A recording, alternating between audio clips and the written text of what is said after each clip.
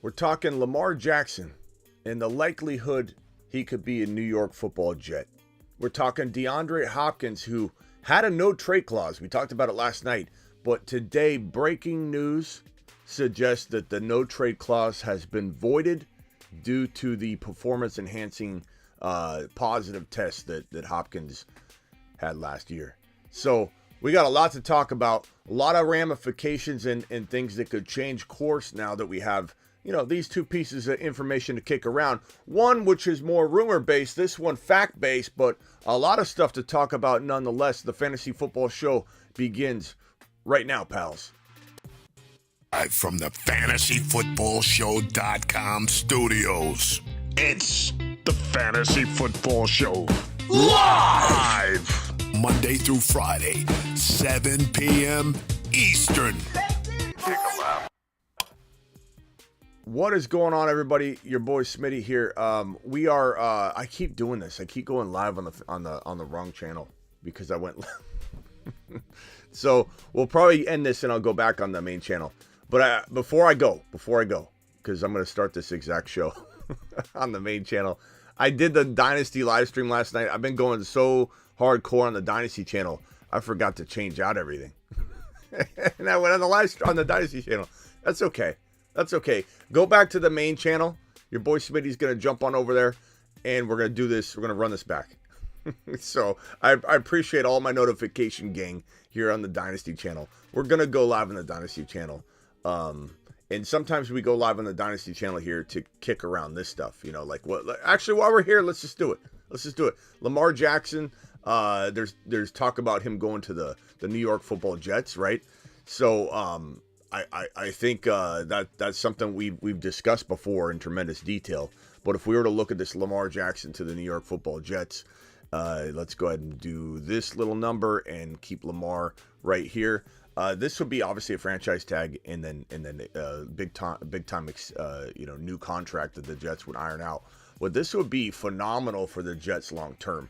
Aaron Rodgers appears to be their number one choice, but with him going in the darkness retreat, the Derek Carr situation needs to be had earlier, because Derek Carr could sign as early as tomorrow. He's different than every one of these players on this screen because Derek Carr has been released. He can sign tomorrow with a team.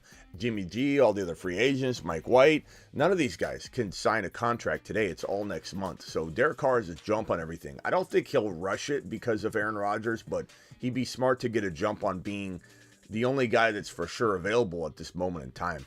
The Lamar Jackson news is kicking into high gear. And from a dynasty perspective, from a keeper perspective, Derek Carr or Lamar is better than Aaron Rodgers. However, doesn't matter if you want to win a championship, and maybe Aaron Rodgers wants to stay for 2 years. Maybe the conversations have between A-Rod and the Jets to say, hey, from a dynasty perspective, we're talking right now, long-term perspective, you come in for 1 year, you come in for 2 years. What can you assure us that you're likely thinking? He doesn't have to guarantee he's playing for 2 years, but if they say, hey, we bring you over, we pay you $60 million for 1 year, we don't win it, are you going to bail out on us? That kind of changes whether the Jets might want to go after a Derek Carr, who they don't have to give up draft capital for, or a Lamar Jackson, who they have to give up probably more draft capital for Lamar, but sign him to a monster bigger contract, so it's going to cost the Jets more money. The Jets are very, very interested, though, in paying whatever the cost is. They're willing to pay it because the Jets want longevity as much as they want a now shot at the 2023 NFL Super Bowl. And it could take some time. I think the Jets know they may not get it in the first shot. They may not get it in the first crack. They're building this team for the future. It's defense. It's Breece Hall. It's Garrett Wilson. It's development of all these guys. So you do kind of wonder, is it going to be something that's going to attract the Jets in a different direction, like Lamar versus going Aaron Rodgers, who we think Aaron Rodgers is their number one target. That's what we have now in terms of news. So Aaron Rodgers, Dynasty. Let me just. It's good we're here. We're doing a Dynasty show here. I accidentally went live on this channel. I'm going to go live on the main channel to break all this news down now from a redraft perspective. But I'm glad we're here. We're getting a Dynasty video right out of the way. I might.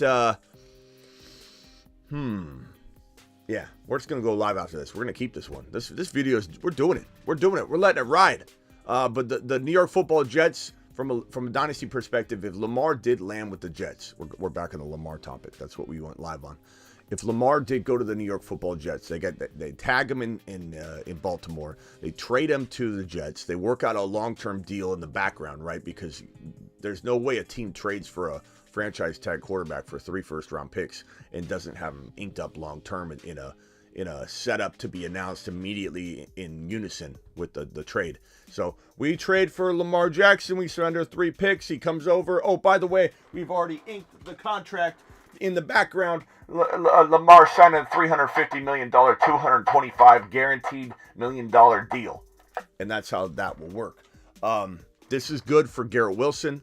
It's kind of good and bad for Breece Hall. It's bad because this is a vulture quarterback, a touchdown vulturing quarterback. This is a running quarterback. However, you have to weigh out the pros and cons of whether, having Lamar Jackson in a productive offense and moving the chains is going to counterbalance any kind of vulturing that could go on. I'd rather it be Aaron Rodgers. I think it'll probably be Aaron Rodgers.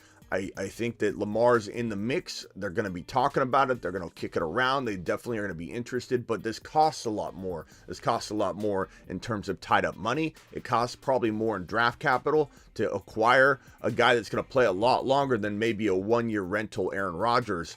My guess is the Jets go the Aaron Rodgers route. The Jets would be smart to sign Aaron Rodgers, to also ink Mike White, but Mike White's going to probably be able to go around and get a free job, not a free job, but a free spot in a starting lineup, not just a backup role. He's going to go get a starting gig somewhere because there's all of these teams that need a signal caller. So Mike White shouldn't have a problem finding a home. But from a dynasty perspective, Lamar to the Jets would be interesting. Lamar to the Jets would give Garrett Wilson, some security.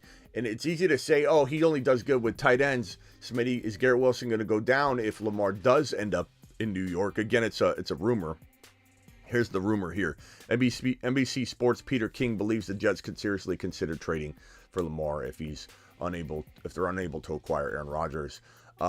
It would be great from a dynasty perspective for Garrett Wilson. I think we're quick to say, hey, Lamar only makes a tight end valuable, right? But does he? Or is it that his best pass catcher's been Andrews and that's it? He hasn't been handed anything else. So Hollywood Brown and him had some pretty good rapport. I think Hollywood Brown got turned into a pretty solid producing wide receiver. It just took a while, right? So Garrett Wilson, I think, would be fine. I think Garrett Wilson would be fine. I think Garrett Wilson would do well. Would I rather have Garrett Wilson with Aaron Rodgers for 2 years than Lamar long-term? Yes. So from like a dynasty perspective, you know me, I'm more about the 2-3 year window, not the 5, 6, 7, 8 year window when it comes to dynasty.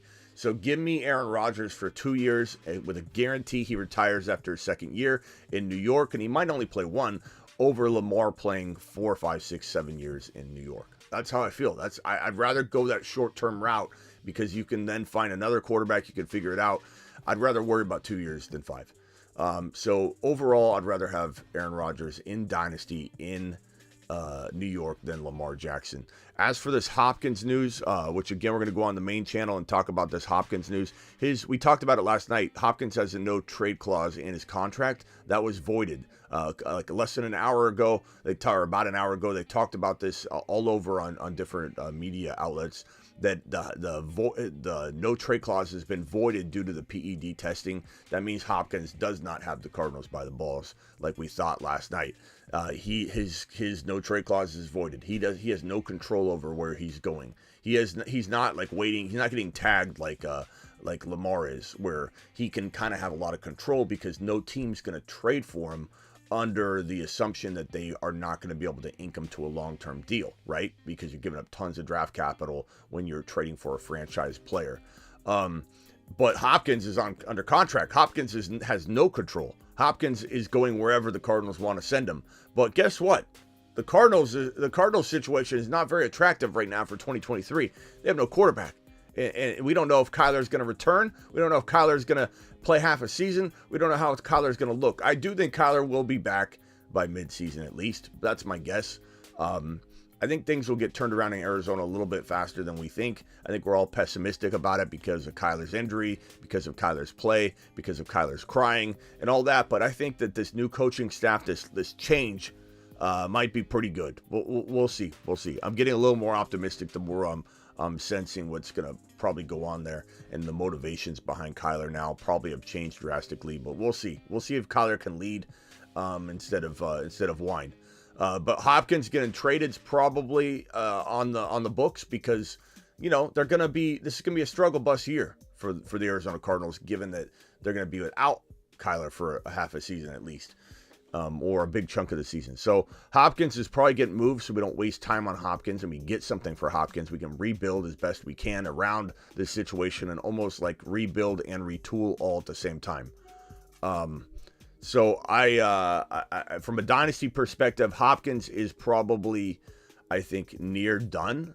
Does he have 1 year left? Potentially, but a change in scenery, it's not always the best thing for a wide receiver.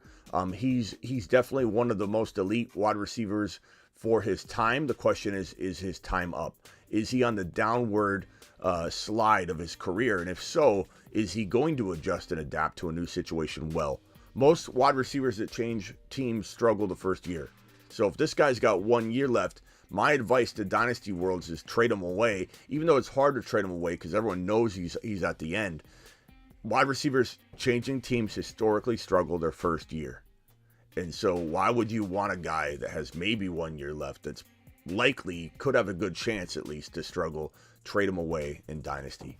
I'm jumping over to the main channel to do all this again, but from a redraft and a very much more heavy-handed perspective.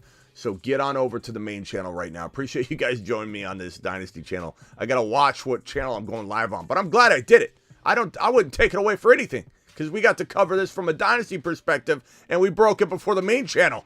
So all of you with notifications on watching the Dynasty channel, you got all this first. All right, now head over to the main channel. We're going live.